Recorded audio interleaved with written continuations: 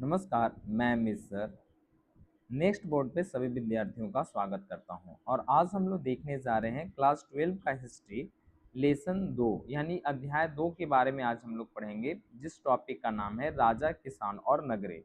तो इसमें क्या क्या देखेंगे, राजा किसे बोलते हैं, किसान किसको बोलेंगे, नगर किसको बोलेंगे, ये हमारे ये हमारे जगह पे कैसे कैसे करके विकसित हुआ, इन सारी बातों के आज हम लोग बहुत ही गहन तरीकों से अध्ययन करने वाले हैं। तो आइए हम लोग स्टार्ट करते हैं अध्याय 2 के बारे में। तो हमारा पहला है कि राजा, किसान और नगर।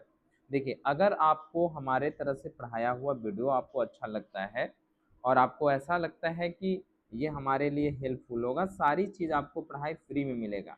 लेकिन अगर हमें आप सपोर्ट करना चाहते हैं तो ये हमारा जो है पे फोन नंबर है, आप इस पे हमें जो भी दान दक्षिणा देंगे, जिसके वजह से और मैं अच्छे अच्छे वीडियो बना पाऊँगा और आपके लिए अच्छे तरीके से उपलब्ध करा पाऊँगा। तो ये हमें आप थोड़ा बहुत हेल्प कर सकते हैं। चलिए स्टार्ट करते हैं। मैं अमित सर, राजा और किसान नगरों के बारे में। देखिए, मुगल एम्पायर मौर्य एम्पायर की बात किया जाए तो मौर्य समय भारत में कई बदलाव हुए, बहुत सारे बदलाव हुए। ये लगभग जो काल है 600 ईसा पूर्व से लेकर 600 ईस्वी तक माना जाता है। कितने तक माना जाता है प्यारे बच्चों? 600 ईसा पूर्व से लेकर 600 ईस्वी तक माना जाता है।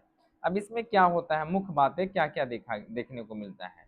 इसकी मुख्य बातें की अगर हम लोग अध्ययन किया जाए तो हड़प्पा सभ्यता के बाद नई कृषि बस्ती बसने लगी, चारागाह बस्ती बनने लगी। यानी हड़प्पा जब सभ्यता हुआ था, सिंधु घाटी सभ्यता हुआ था, उसके जस्ट कई वर्षों के बाद भारत में एक नई तरह का परंपरा स्टार्ट हो गया, जिसमें से कृषि बस्तियां, खेती बाड़ी को लेकर चारागाह बस्तियां बनने लगी। लोगों ने लोहे के औजार को प्रयोग करना स्टार्ट कर दिया, हथियार का इस्तेमाल करना शुरू कर दिया। अब आपको ये समझ में आ रहा होगा कि कृषि बस्तियां कैसे बसी होगी। तो आप ध्यान दीजिएगा कि कृषि बस्तियों बसने के लिए आपको कई सारे बातों को ध्यान में रखना होगा। जैसे कि अगर देखा जाए तो भारत में अगर सिंधु सभ्यता के बारे में चले जाए, उसके पहले अगर चले जाएंगे पाषाण काल में, तो पाषाण काल में जो होता है वहाँ पे जो कृषि का जो विकास हुआ था वो हुआ था नवपाषाण काल में। तो नवपाषाण काल में लोगों ने कृषि का विकास धीरे धीरे प्रारंभ कर दिया और ये धीरे धीरे इतना फैलते गया कि सिंधु घाटी सभ्यता में काफी ज्यादा हो गया था।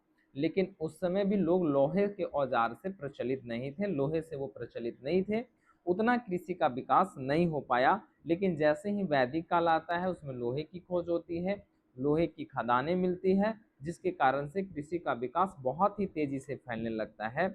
और इन तेजी के कारण किसानों में एक बहुत ज़्यादा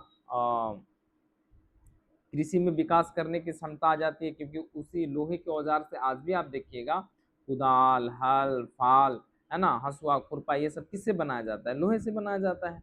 तो लोहे की जैसे ही औजार खोज धातु की खोज हो गई थी, कृषि में एक बहुत तेजी से विकास आ गया था, जिसके वजह से लोगों ने लोहे के औजार, हथियार का इस्तेमाल करना शुरू कर दिया। बड़े बड़े पत्थरों से बने महापाषाण स्मारक मिले हैं, जहां मृतकों को दफनाने का साक्ष्य भी मिलता है। यानी बड़े बड़े स्थान जो थे पाषाण काल में, जिसके वजह से ये सारा मिला है। अब नए राजों को उदय के बारे में समझते हैं। अगर नए राजों को उदय कहा जाए तो लगभग 6ठी शताब्दी ईसा पूर्व में भारत में कई बड़े राज्य बने, जिन्हें महाजनपद कहा जाता है। क्या कहा जाता है प्यारे बच्चों? तो इसे कहा जाता है महाजनपद कहा जाता है। अगर महाजनपद की बात किया जाए तो महाजनपदों की जो संख्या था वो टोटल 16 महाजनपद थे। कितना थे? 16 महाजनपद थे। कुछ महाजनपद है जिसे महत्वपूर्ण मैंने दिया है, जैसे कि मगध, कौशल, वज्री, है ना। जैसे अगर आप ध्यान से देखिएगा, इसमें टोटल जो महाजनपद है आपको यहाँ थोड़ा सा नजर आ रहा होगा। जैसे कि अगर आप यहाँ पे देखते हैं तो एक है आपका अंग की जो राजधानी है वो कहाँ है प्यारे बच्चों? तो अंग की राजधानी वो चंपा हो जाती है। मगध की राजगीर, काशी का वैशाली, कौशल का श्रावस्ती, वज्र का वैशाली, मल का कुशीनगर, ऐसे करके बहुत सारी आपकी क्या हो जाती है, बहुत सारी ऐसी राजधानियां हैं। लगभग लगभग, बहुत सारा नहीं, लगभग लगभग 16 महाजनपद की जो राजधानी है वो आपको आएगा। लेकिन इसमें से जो महत्वपूर्ण जो टॉपिक है, जो आपके एग्जाम के लिए महत्वपूर्ण है उसी पे हम ज़्यादातर फोकस कर रहे हैं। अगला जो अगर हमारा देखा जाए तो अगले में आपको दिखाई देगा कुछ महत्वपूर्ण इसकी राजधानियां और इसके कुछ महत्वपूर्ण महाजनपद, जिसमें से एक का नाम है कुरु, पंचाल, गंधार, अवंती, है ना। अवंती की राजधानी उज्जैन थी। कुरु की राजधानी कहाँ थी? कुरु की राजधानी कहाँ थी? कुशीनगर। पंचाल का अहिच्छद और कंधार का तक्षशिला था। इन सारी राजधानियों के साथ साथ इसमें से देखा जाएगा इनमें से कुछ राजा का राज शासन करता था और कुछ गण्य संघ की व्यवस्था थी। कुछ ऐसे जो वहाँ पे महाजनपद थे जिनका राजा का बेटा ही राजा बना करता था, लेकिन कुछ ऐसे भी राज हुआ करते थे जहाँ पे चुनाव करवाकर राज बनाए जाते थे, जिसमें से एक महत्वपूर्ण था बिहार का वज्जी, जो वैशाली में है। तो सबसे पहला वही एक राज था जहाँ पे चुनाव के माध्यम से वहाँ पे राज बनाया गया था। विश्व में पहला, भारत में तो छोड़ दीजिए, विश्व में पहला ऐसा राज था वज्जी जहाँ पे चुनाव के माध्यम से वहाँ पे राज बनाए गए। अब आता है मगध सबसे शक्तिशाली राज क्यों था। पहले नंबर तो ये प्रश्न बचेगा कि सबसे शक्तिशाली राज जो था मगध, वो क्यों था। तो भैया क्यों था, इसके पहले बहुत सारे कारण हैं। जैसे कि अगर देखा जाए इसके कुछ महत्वपूर्ण कारण के बारे में आप देख के देखिए कि सबसे पहले जो महत्वपूर्ण था, वहाँ की जो भूमि थी वो उपजाऊ भूमि थी। कैसी भूमि थी? उपजाऊ थी। वहाँ से फसल वगैरह प्राप्त हो जाते थे। साथ साथ में लोहे के खदान मिले थे। लोहे के खदान कहने का मतलब ये हुआ कि लोहे बहुत ज़्यादा वहाँ पे खदान मिले थे, जिससे हथियार बनाए गए थे। कृषि क्षेत्र में बहुत तेजी से विकास आया था, जिसमें से हंसुआ, खुरपा, कुदारी जो भी बनाया गया था। लड़ाई झगड़ा करने के लिए हाथियों की उपलब्धता हो गई थी। गंगा नदी से आसान से व्यापार और यात्रा किया जाता था। तो ये सारा जो हो जाता है, आप देख रहे होंगे मगध जो साम्राज्य है, यहाँ पे थोड़ा सा देखिएगा तो ये पूरा ऐसे एरिया करके, ऐसे पूरा करके ये पूरा मगध साम्राज्य हुआ करता था। समझ गए। और इसकी सबसे खास जो बातें हैं कि पटना के पाटलिपुत्र स्थान से यहाँ से पूरी राजधानी यहाँ से चला करता था। समझ रहे हैं। और गंगा नदी का जो मैदान हुआ करता था, यानी आप इसमें आप देखिएगा मगध में तो पूरा का पूरा आपका अफगानिस्तान, पाकिस्तान, पंजाब, इधर में कर्नाटक तक बहुत सारे एरिया शामिल थे। अब इस जब मगध जब राजवंश हुए थे, मगध पे जब बैठा था, उसमें से प्रमुख कुछ राजाएं हैं, जैसे कि बिंदुसार, अजातशत्रु और महाजनपद। तो जब हम इसको बिंदुसार के बारे में पढ़ेंगे तो और भी आपको डिटेल बताएंगे कि बिंदुसार ने कौन से वंश से रिलेटेड है, इसके कारनामा कौन कौन सा है और क्या ये काम किया था, उन सब के बारे में मैं आपको बहुत अच्छे तरीके से जानकारी देने वाला हूँ। क्लियर है। अब आ जाते हैं कि अगर मगध जब बना था तो उसकी पहली राजधानी कहाँ हुआ करता था प्यारे बच्चों। तो पहले जो राजधानी था वो राजगीर था और बाद में ये चला गया था पाटलिपुत्र। तो अगर देखा जाए मगध जो था, मगध की पहली राजधानी राजगीर थी। तो पाटलिपुत्र की जो स्थापना किया था जिसका नाम था उदयन। तो उदयन ने ही पाटलिपुत्र की स्थापना किया था और वहां पे इसकी राजधानी बनाया था। तो इसके बारे में भी मैं आपको अच्छे से पढ़ाऊंगा जब हम लोग मगध के बारे में पूरी तरीके से पढ़ेंगे, मौर्य वंश के बारे में पढ़ेंगे। तो एक है मौर्य वंश। मौर्य वंश ही इसका जो उदय हुआ था, जिसमें से अगर इसके संस्थापक की बात किया जाए तो ये आपको एक फोटो नजर आ रहा होगा जिसका नाम है चंद्रगुप्त मौर्य का ये फिगर है। चंद्रगुप्त मौर्य का ये फोटो दिख रहा है। इसमें से देखा जाएगा तो इसने मौर्य वंश की स्थापना किया था। इसके जो सबसे प्रसिद्ध जो शासक निकले थे जिनका नाम था अशोक। अशोक के बहुत सारे ऐसे कारनामे हैं, इसी इन्हें ऐसे ही नहीं महान शासक कहा जाता है। अशोक ने जब अपने मगध की राजगद्दी पे बैठा था 268 बीसी में, जब इन्होंने बैठा था उसके 8वें साल बाद यानी 261 में, नहीं 259 में ये राजा बना था। इसके 8वें साल बाद ही ये इसने कालिंग पर वार किया, यानी कालिंग पे लड़ाई किया। कालिंग जो है अभी वर्तमान में उड़ीसा को कहा जाता है। तो इस पे जब लड़ाई किया तो इसने बहुत तरीके से वार वगैरह किया, दम नरसंहार कर दिया। इसके कारण ही इसके कारण इसके बाद में जाकर फिर इसने बौद्ध धर्म को अपनाता है और लोगों को शांति संदेश देता है। कौन देता है? तो ये देते हैं अशोक ने। अब इसके बाद में अशोक ने बहुत सारे लिपियों का प्रयोग किया था अपने धर्म को प्रचार करने के लिए। अपने साम्राज्य जो जहाँ तहाँ कुछ कुछ चीज जो बनाया था, मंदिरें वगैरह बनाए थे, जैन धर्म बौद्ध धर्म से रिलेटेड कुछ ऐसे भिक्षुकों के लिए बनाया गया था। तो सारे चीज़ों में ना कहीं जैसे कि आज आप देखते हैं रोड गली नाली बनता है, तो एक ना पत्थर का एक टुकड़ा ऐसे लगा दिया जाता है और उस पे लिखा रहता है कि ये व्यक्ति ने बनवाया है यहाँ से यहाँ तक रोड। सेम उसी प्रकार से उसने 4 भाषाओं का प्रयोग किया था लिपि पे, जिसमें से देखा जाएगा तो एक लिपि था जिसका नाम था ब्राह्मणी, खरोष्टी, अरमाइक और ग्रीक। कौन कौन था प्यारे बच्चों?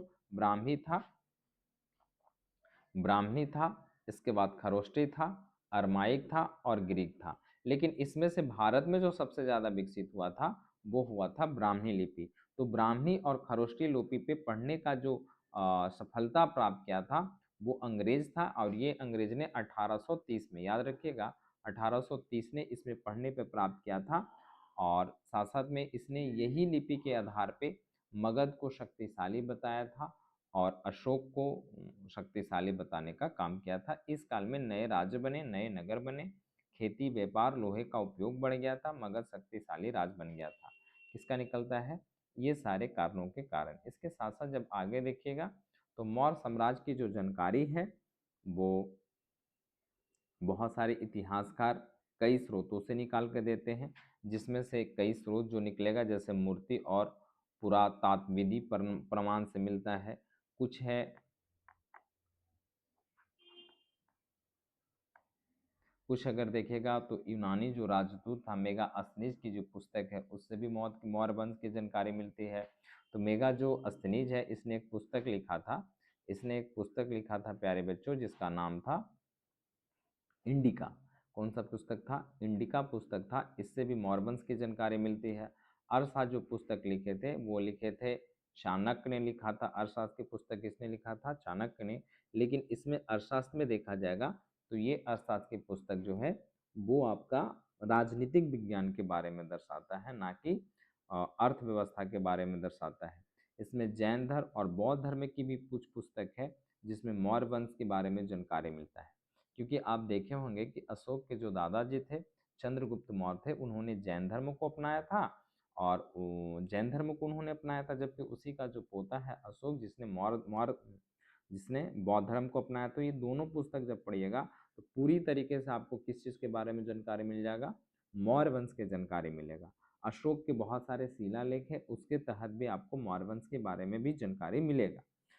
सबसे महत्वपूर्ण स्रोत अशोक के पत्थर और स्तंभों पर लिखे गए लेखों से है।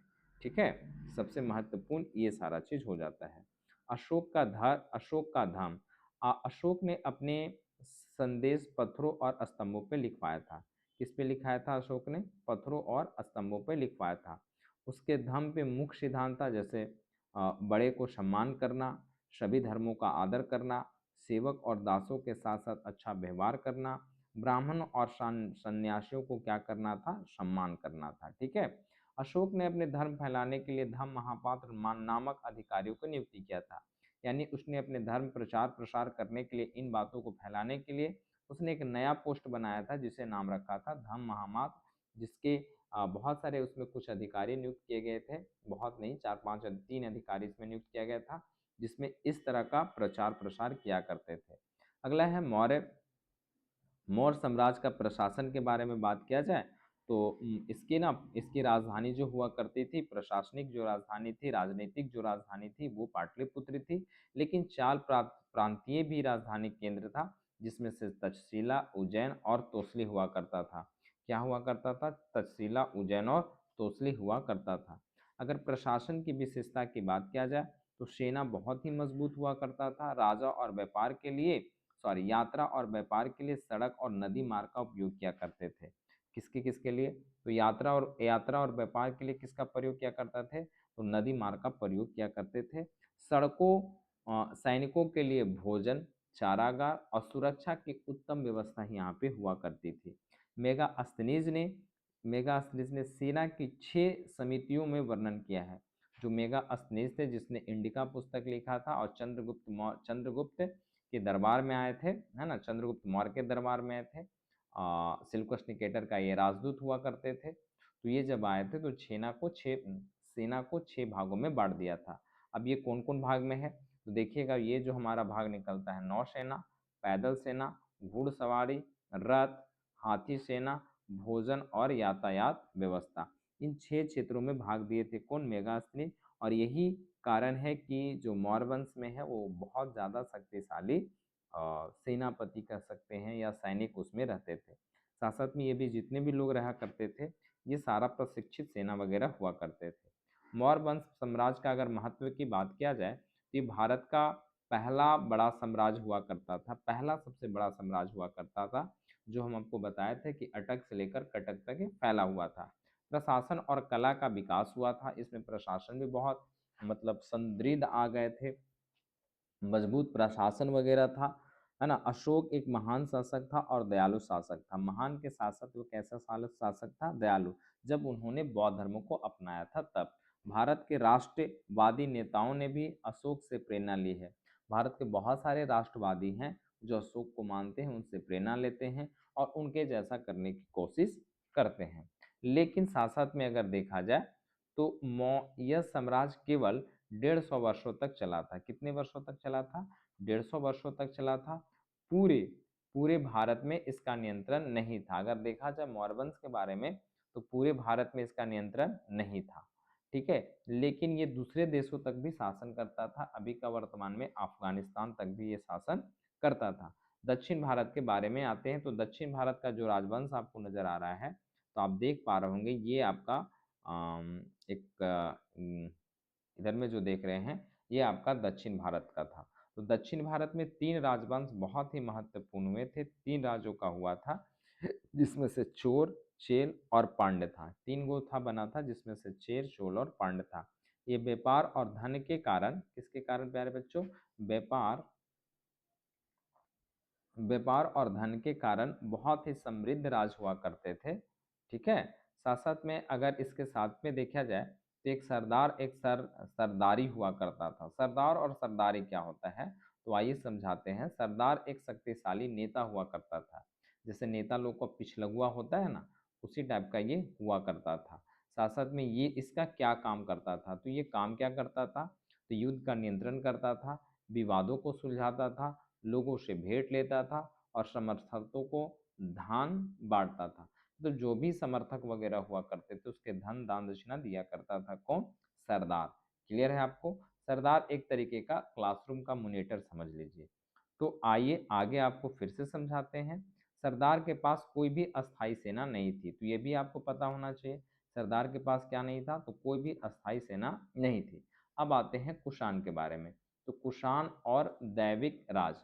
कुश अगर देखा जाए कुषाण साम्राज्य के शासक स्वयं को देवतुल मानते थे। स्वयं के कैसा मानते थे? देवतुल, यानी देवता के समान मानते थे कुषाण के शासक। उसके अपने नाम के आगे देवपुत्र लगाते थे। ये भी आपको याद रखना, अपने नाम के आगे क्या लगाते थे? देवपुत्र लगाते थे। उनकी विशाल मूर्तियों और सिक्का उनके शक्ति दिखाता था। उनके जो मूर्ति वगैरह बनाए गए थे या सिक्के चलाए गए थे तो उसमें से अपना शक्ति का प्रदर्शन करने के लिए अगर आपको शक्ति के बारे में उनकी पता करना है तो आप उनकी विशाल मूर्ति देख लीजिए या उनके सिक्कों को देख लीजिए। चलिए अगला है हमारा निष्कर्ष, इससे क्या निकलता है। सबसे पहले जो भी चीज़ पढ़िए उसका आउटपुट क्या निकलता है। तो अगर हमने पढ़ा दक्षिण भारत के बारे में तो इससे क्या आउटपुट निकलता है तो इसका ये निकलता है कि मौर्य साम्राज्य भारत का पहला विशाल साम्राज्य था। इसने धर्म ने अशोक ने धर्म और शांति का संदेश दिया। दक्षिण भारत में चोल, चेल, पांड्य जैसे राज विकसित हुए। कुषाण शासक अपने को देवतुल बताते थे। कुषाण शासक अपने को क्या बताते थे तो देवतुल बताते थे। अब आते हैं गुप्त। गुप्त शासन, गुप्त साम्राज्य और बदलता हुआ देहात। अगर गुप्त साम्राज्य के बारे में बात किया जाए, ध्यान दीजिएगा, तो गुप्त साम्राज्य जो था वो कुषाण वंश के ही सामंत हुआ करते थे और उन्होंने ही चौथी शताब्दी के अंत में, चौथी शताब्दी में उन्होंने गुप्त वंश की स्थापना की। गुप्त वंश के बारे में अगर देखा जाए तो गुप्त वंश का एक राजा हुआ करता था जिसका नाम था श्रीगुप्त। श्रीगुप्त ने ही गुप्त वंश की स्थापना किया था। आप नीचे में देख रहे हैं ये प्रशासन सामंतों पे आधारित था। सामंत कौन होते हैं? पहले तो ये मन में प्रश्न चल रहा होगा सर सामंत होता क्या है। तो सामंत क्या होता है आइए आपको समझाते हैं।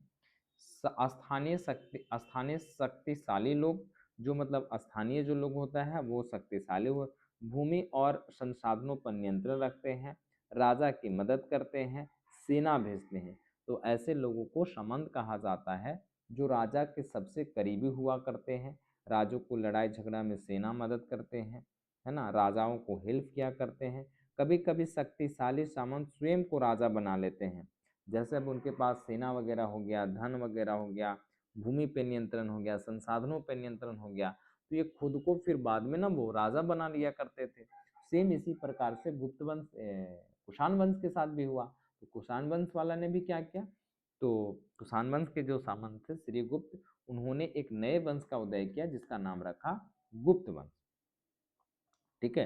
तो गुप्त वंश आगे जब देखिएगा, गुप्त वंश आगे जब देखते हैं तो गुप्त वंश में बहुत सारी बातें निकल के आती है, जिसके तहत से आप देखिएगा तो गुप्त वंश के बाद श्रीगुप्त आ जाता है, श्रीगुप्त के बाद फिर आ जाता है आपका घटोत्कच, घटोत्कच के बाद आता है चंद्रगुप्त, चंद्रगुप्त प्रथम, चंद्रगुप्त के बाद आ जाता है, बहुत सारे ऐसे राजा हैं हम आपको बताएंगे, तो आप परेशान मत होइए। और यहाँ तक आप देखिए गुप्त वंश की आखिर हम लोग को जानकारी कहाँ से मिलता है। तो गुप्त वंश के प्यारे बच्चों, हम लोग को जो जानकारी होता है वो इतिहासों से मिलता है, साहित्यिक से मिलता है, सिक्कों से मिलता है, अभिलेखों से मिलता है, और कई ग्रंथ हैं, धार्मिक पुस्तक, बौद्ध बौद्ध ग्रंथ, वहां से भी हमको गुप्त वंश के बारे में जानकारी प्राप्त होता है। क्लियर है? आपको अच्छे तरीके से मुझे समझ में आपको समझ में आ रहा होगा। जैसे अगर देखा जाए तो एक प्रयाग प्रशस्ति अभिलेख था, तो प्रयाग अगर प्रशस्ति अभिलेख के बारे में देखा जाए तो ये था जो ना समुद्रगुप्त का एक कवि हुआ करता था जिसका नाम था हरिसेन। समुद्रगुप्त का एक कवि हुआ करता था जिसका नाम था हरिसेन। उन्होंने इलाहाबाद में प्रशस्ति अभिलेख लिखवाया था। कहाँ लिखवाया था? वहाँ इलाहाबाद में। जातक ग्रंथों से पता चलता है कि कई बार राजा राजा ने जनता राजा से दुखी रहते थे। मतलब वो दुखी क्यों रहते थे? राजा से कई लोग दुखी रहा करते थे, तो इसके क्या कारण है? तो इसके कारण जो प्यारे बच्चों हैं मैं आपको बताता हूँ। भारी कर, उस पर बहुत ज़्यादा टैक्स लगा दिया जाता था, डकैती का हमला बना हुआ रहता था, अधिकारियों के द्वारा अत्याचार, अधिकारियों के द्वारा आज भी अत्याचार हो रहा है। तो ये सारा जो कारण है, इसी कारण से वहाँ की जो जनता है राजा से नाखुश हुआ करती थी, उससे परेशान हुआ करती थी। आज भी आप देखिएगा जितने सरकार हम लोग को योजना वगैरह दे रही हैं, अगर अधिकारी अत्याचार नहीं करे तो भारत का विकास हम लोग बहुत ही तेजी से कर पाएंगे। कुछ लोग परेशान होकर जंगल में बस जाते थे, मतलब जंगल में चले के जाकर बस जाते थे। खेत में बदलाव, उपज बढ़ाने तरीके, हल का प्रयोग लोहे के फाल वाले खेती से आसानी से उपलब्ध थे। क्लियर है आपको? तो कल से हम लोग देखेंगे धान की रुपाई के बारे में। आज आपको कैसा वीडियो लगा इसके बारे में आप हमें कमेंट से जानकारी दीजिएगा, और इसकी वीडियो जो है हमारे व्हाट्सएप पे भी जाएगा, तो आप वहां से चले जाकर देख सकते हैं। हमारे जितने भी ऑफलाइन के बच्चे हैं और बाकी ऑनलाइन के बच्चे के लिए बस यही है कि आप इसे सपोर्ट करें और इसे मतलब अपने दोस्तों तक भेजने का काम करें, सब्सक्राइबर को भी बढ़ाएं और पूरा का पूरा वीडियो देखें ताकि आपका अच्छा से अच्छा मार्क्स निकल सके। चलिए धन्यवाद यहाँ तक के लिए। कल फिर से मिलते हैं इसके नेक्स्ट टॉपिक के साथ।